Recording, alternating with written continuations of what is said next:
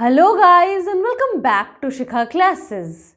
In this video we are going to discuss a type of poem that is ode.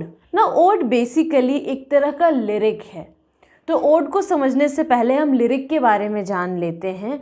Lyric एक type of poetry है जो usually speaker के deep emotions, thoughts और feelings को express करता है. अक्सर एक लिरिक फर्स्ट पर्सन नैरेटिव में लिखा जाता है और उसमें एक म्यूजिकल एलिमेंट होता है और उसमें बहुत सारे फिगरेटिव लैंग्वेज होते हैं. फिगरेटिव लैंग्वेज मतलब जैसे हम फिगर्स ऑफ स्पीच कहते हैं, जैसे सिमली है, मेटाफर है, इंजैममेंट है, डिटेल्ड डिस्क्रिप्शंस होते हैं. ये जितनी भी कैरेक्टरिस्टिक लिरिक की है, ऑफ कोर्स ये सारी कैरेक्टरिस्टिक्स ओड की भी होगी. और ओड में स्पेशल क्या है?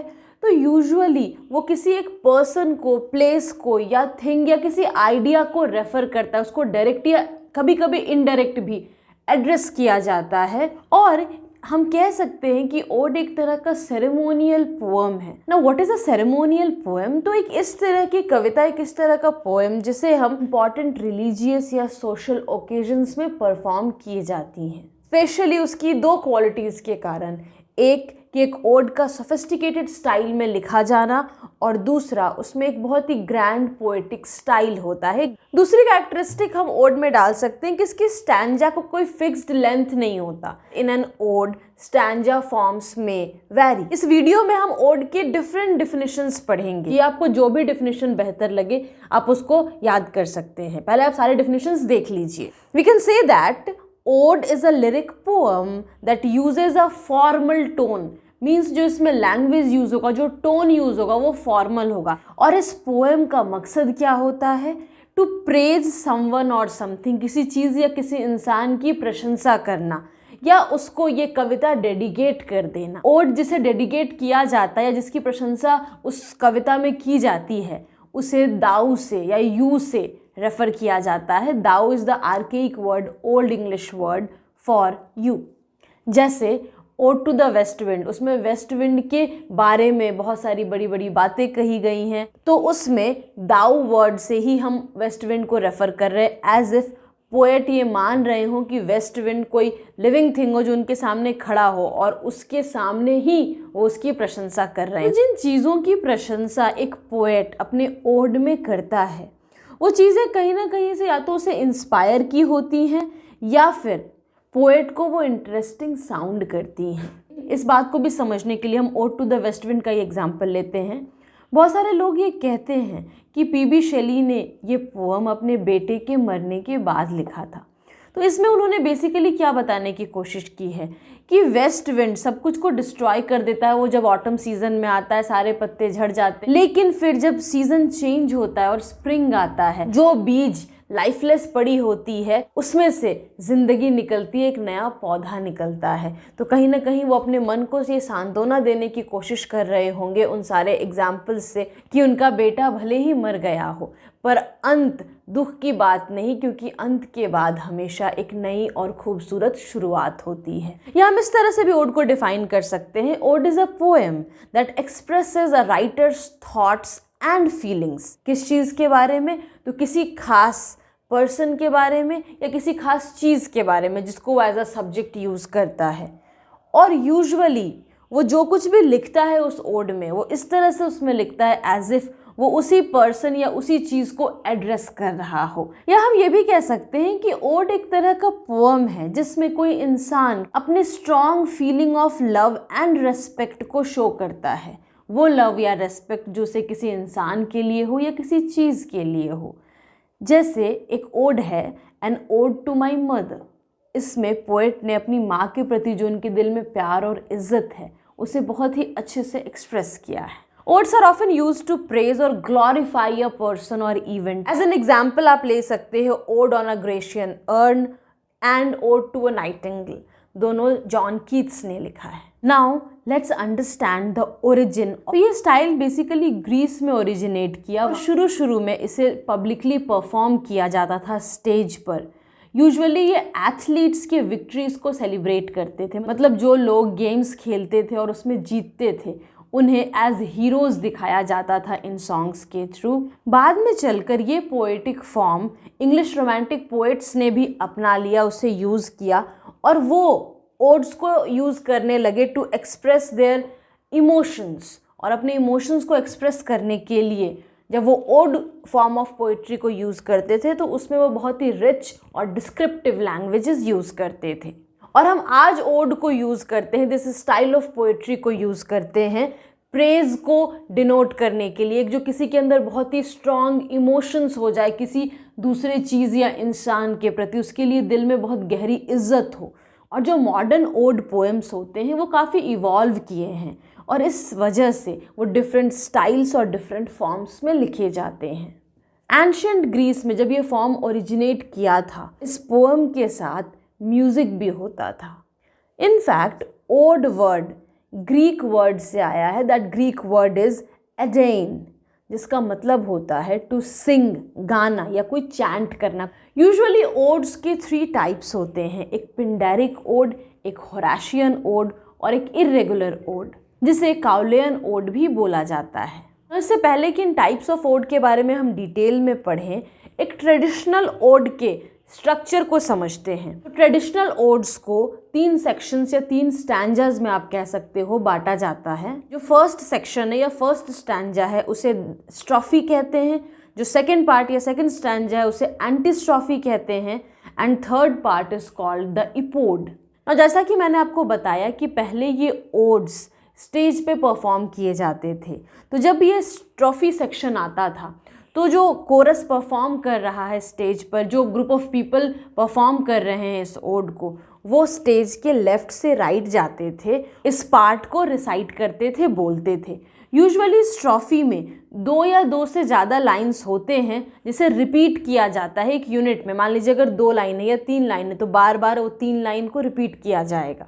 अगर आज के टर्म्स में समझें तो स्ट्रोफी क्या है, तो ग्रुप ऑफ वर्ड्स है जो किसी भी पोएम में एक अलग यूनिट बना लेता है, जिसको बार बार रिपीट किया जाता है। एंटीस्ट्रोफी अलग पार्ट है और इसका स्ट्रक्चर कहीं ना कहीं स्ट्रोफी से काफ़ी सिमिलर होता है, लेकिन ये अक्सर स्ट्रोफी में कही जाने वाली बातों का एक थीमेटिक काउंटर बैलेंस होता है। और एंटीस्ट्रोफी रिसाइट करते वक्त परफॉर्मर्स होते थे वो फिर स्टेज के राइट से लेफ्ट आते थे।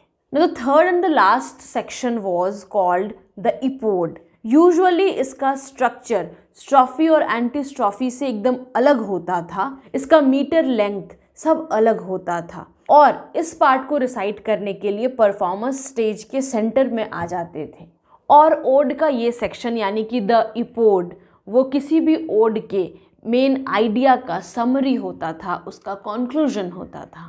ना ये जो मैंने पार्ट्स बताए ये एकदम प्रॉपर जो ग्रीक ओड होता था उसके 3 पार्ट्स होते थे और इस तरह से उसे परफॉर्म किया जाता था। जब इंग्लिश पोइट्स ने ओड को एज अ फॉर्म यूज़ किया to express their romantic ideas, तो वो इसके थ्रू काफ़ी इंटेंस इमोशंस को एक्सप्लोर करते थे।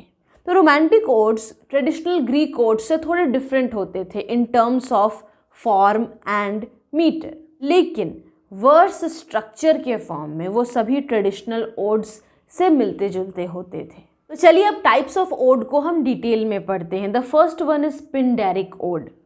पिंडेरिक ode ancient Greek poet Pindar के नाम पर पड़ा है, who lived during the 5th century BC, और अक्सर उन्हीं को ये क्रेडिट दिया जाएगा कि उन्होंने इस फॉर्म ऑफ पोएट्री को क्रिएट किया। और ये सबसे ancient form of Greek ode है। तो बेसिकली जो हमने 3 पार्ट्स पढ़ा उसका स्ट्रोफी, एंटीस्ट्रोफी एंड इपोड, वो एक पिंडेरिक ओड में ज़रूर मिलेगा। यूजुअली जो स्ट्रोफी और एंटीस्ट्रोफी होता है वो बहुत ही मेलोडियस होता है, वो सुनने में बिल्कुल एक म्यूज़िक के जैसा लगता है। यूजुअली एक पिंडेरिक ओड का लाइन का लेंथ इर्रेगुलर होता है। For example, odd on intimations of immortality from recollections of early childhood written by William Wordsworth. The next type is Horatian Ode. ये रोमन पोएट होरास के नाम पे रखा गया जो 1st century के वक्त थे। ये चीज़ क्लियर समझिए कि Pindar was in 5th century BC यानी कि बिफोर क्राइस्ट। तो 5th century BC पहले होगा, उसके बाद 1st century आएगा। तो first type that was created that was Pindaric ode, then came the Horatian ode. Usually एक होराशियन ओड में 2 से 4 लाइन की एक स्टैंजा होती है और सारे स्टैंजाज में लगभग same metre, same rhyme scheme और सेम लेंथ यूज होता है। पिंडेरिक ओड बहुत फॉर्मल होता है, लेकिन होराशियन ओड में इंटीमेट सीन्स जो डेली लाइफ के होते हैं उसे भी डिस्क्राइब कर दिया जाता है, जो पर्सनल चीज़ें होती है उसे भी बता दिया जाता है। बहुत अच्छा एग्जाम्पल है एलन टेट का poem ode to the Confederate dead. Third is irregular odes, जिसे मैंने आपको बोला कि काउलेयन ओड्स भी बोला जाता है। तो ये नाम क्यों पड़ा? इंग्लिश पोएट अब्राहम काउले के नाम पर पड़ा, जिन्होंने इरेगुलर ओड फॉर्म को इंट्रोड्यूस किया पहली बार इन 1656। इरेगुलर ओड्स पे टिपिकली क्या क्या होता है? तो राइम होती है, मतलब ऐसे वर्ड्स यूज होते हैं जिनका साउंड थोड़ा सिमिलर हो, लेकिन वर्ड्स का स्ट्रक्चर इरेगुलर होता है। इसका एक बहुत अच्छा एग्जाम्पल है जॉन कीट्स का ode on a Grecian urn. Now what can be the size of ode? कोई लिमिट नहीं है अगर थ्योरेटिकली देखा जाए तो ओड्स एक बुक जितने लंबे भी हो सकते हैं, क्योंकि ओड्स में हम क्या पढ़ते हैं कि किसी सब्जेक्ट को, किसी चीज़ को वो बहुत डेप्थ में, एक डिस्क्रिप्टिव वे में उसके बारे में लिखता है। So it can be book length, मतलब बुक के जितना बड़ा हो सकता है। लेकिन प्रैक्टिस में ओड्स बहुत ज़्यादा लंबे नहीं हो पाते। भले ही उसमें डिस्क्रिप्टिव स्टाइल ऑफ राइटिंग को भी यूज़ किया जा सकता है, लेकिन फिर भी you are writing about just one subject, तो इस वजह से वो बहुत लंबे नहीं हो पाते हैं। Usually they range from a length of 14 lines to a length of 80 lines, as in John Keats ode to a Nightingale.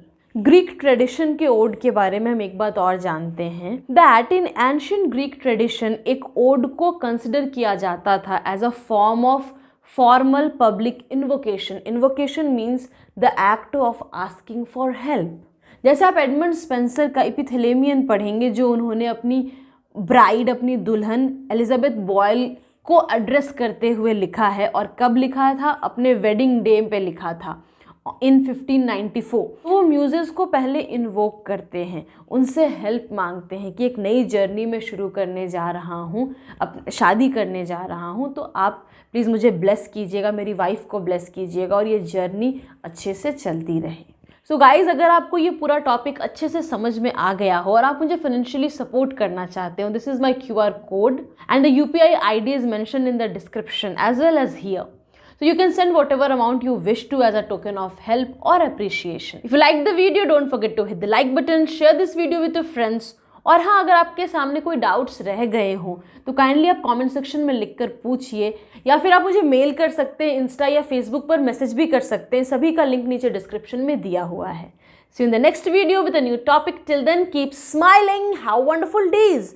And if you haven't subscribed yet, please do subscribe and hit the bell icon, ताकि मैं जैसे ही अगला video डालूं आपको notification मिल जाए।